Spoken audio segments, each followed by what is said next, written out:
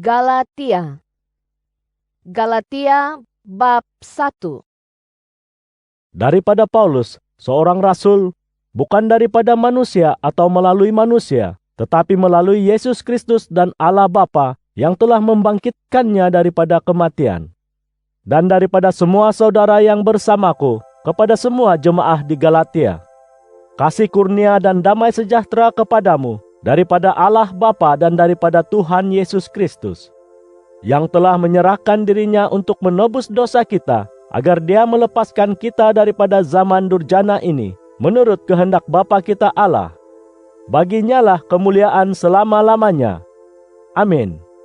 Aku heran bahwa kamu telah berpaling begitu cepat daripada Dia yang telah memanggilmu dalam kasih kurnia Kristus kepada suatu Injil lain, yang bukannya Injil.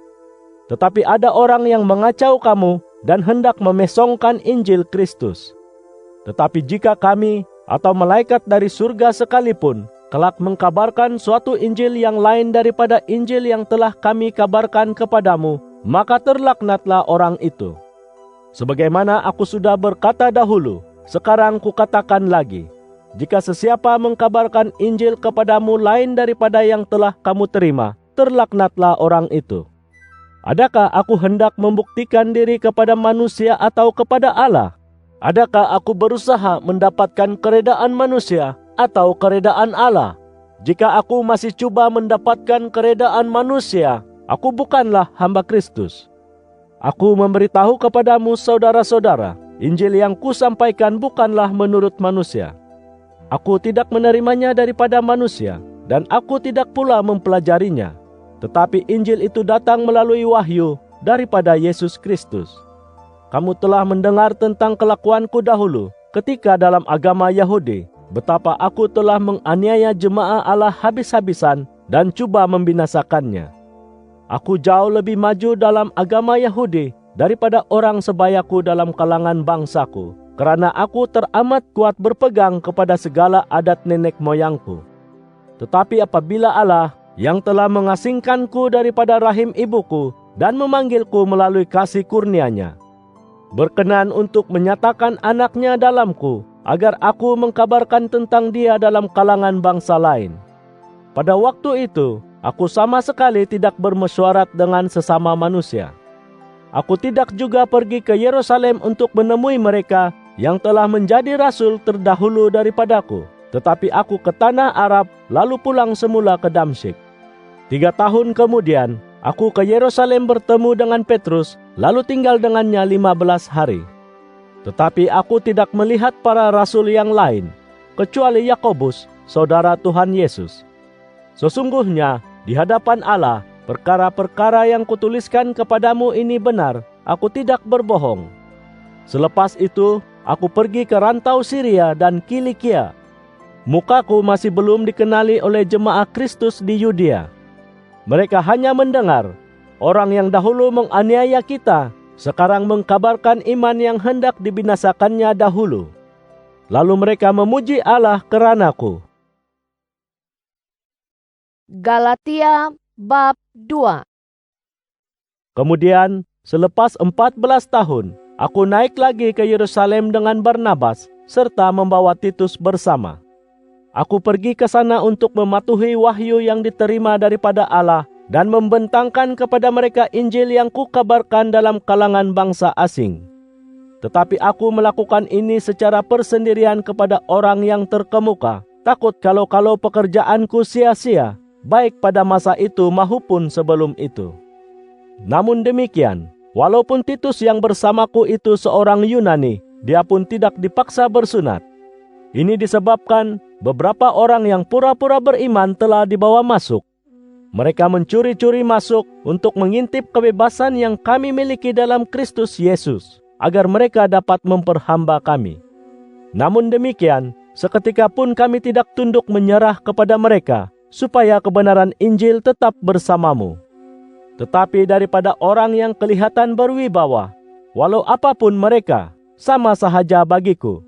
Allah tidak bersikap pilih kasih kepada sesiapa. Mereka tidak menambah apa-apa kepada pengajaranku. Sebaliknya, Mereka menyadari bahwa penyampaian Injil kepada orang yang tidak bersunat telah diamanahkan kepadaku, sebagaimana penyampaian Injil kepada orang yang bersunat telah diamanahkan kepada Petrus. Karena dia yang telah bekerja dengan berkesan dalam Petrus bagi pengutusan kepada orang yang bersunat, telah bekerja dengan berkesan juga dalamku bagi pengutusan kepada orang yang tidak bersunat. Dan apabila Yakobus, Petrus dan Yohanes yang dipandang sebagai tiang asas yang kukuh menyadari kasih kurnia yang telah diberikan kepadaku, mereka berjabat tangan denganku dan Barnabas sebagai tanda persahabatan, supaya kami pergi kepada bangsa asing manakala mereka pergi kepada orang yang bersunat.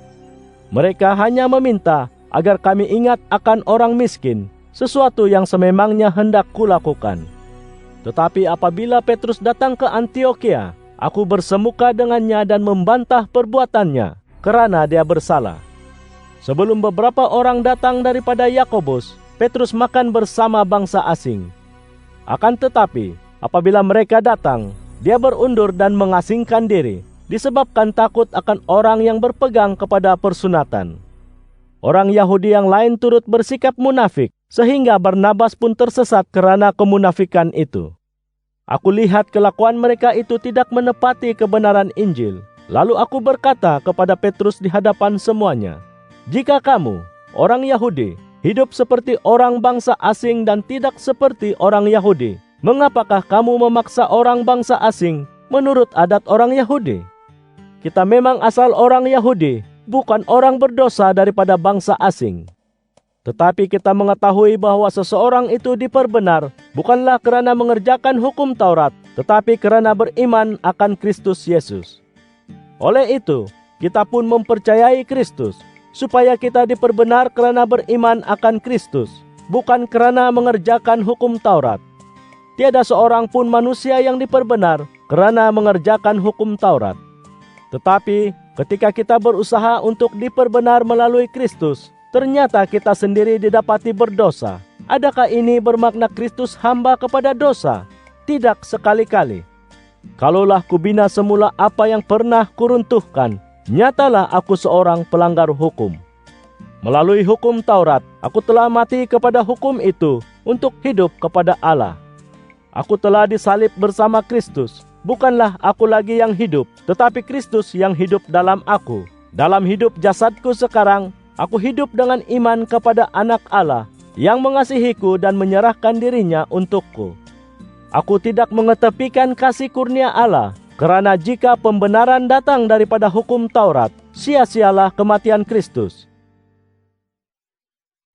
Galatia bab 3.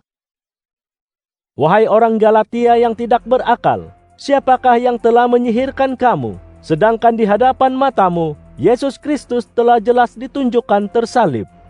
Hanya ini yang ingin ku ketahui daripadamu.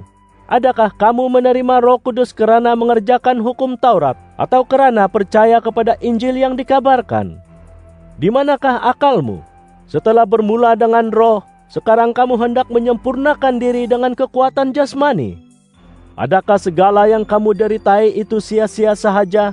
Kalaulah sebenarnya sia-sia, Tuhan yang mengurniakan rohnya kepadamu dan mengerjakan mukjizat dalam kalanganmu, adakah dia melakukannya kerana kamu mengerjakan hukum Taurat atau kerana kamu percaya Injil yang dikabarkan?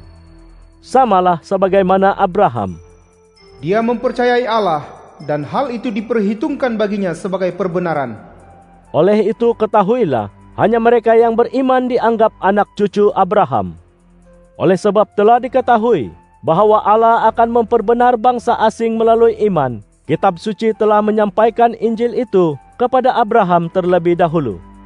Melalui engkau, semua bangsa akan diberkati. Dengan demikian, semua orang yang beriman diberkati bersama Abraham yang beriman. Setiap orang yang bergantung kepada usahanya sendiri mengerjakan hukum Taurat adalah terlaknat, kerana sudah tersurat, Terlaknatlah orang yang tidak terus-menerus melakukan segala yang tersurat dalam hukum kitab Taurat. Jelaslah bahawa tiada siapapun diperbenar di mata Allah dengan mengerjakan hukum Taurat, kerana orang yang benar akan hidup dengan iman. hukum Taurat tidak berdasarkan iman. Tetapi orang yang melakukan hal-hal ini akan hidup mengikutnya. Kristus telah menebus kita daripada laknat hukum Taurat itu dengan menanggung laknat itu untuk kita, kerana telah tersurat, Terlaknatlah setiap orang yang tergantung pada kayu salib.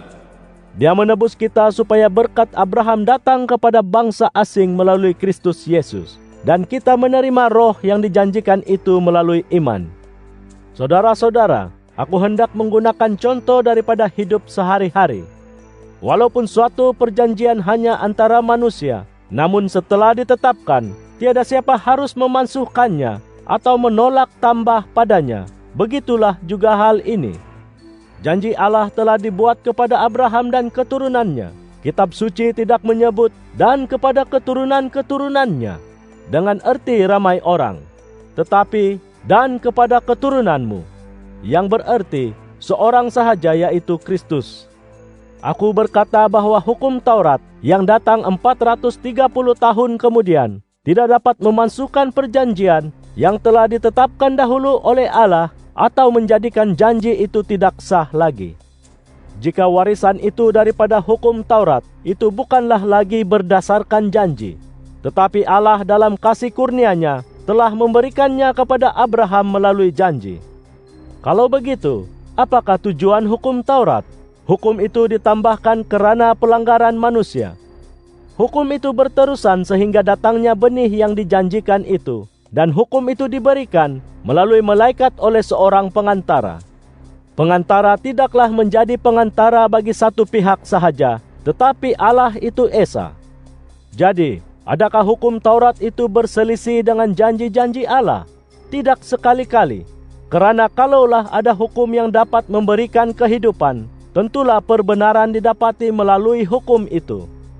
Namun demikian, Kitab Suci telah menentukan bahawa semuanya terbelenggu oleh dosa, supaya apa yang dijanjikan melalui iman dalam Yesus Kristus dapat diberikan kepada mereka yang percaya.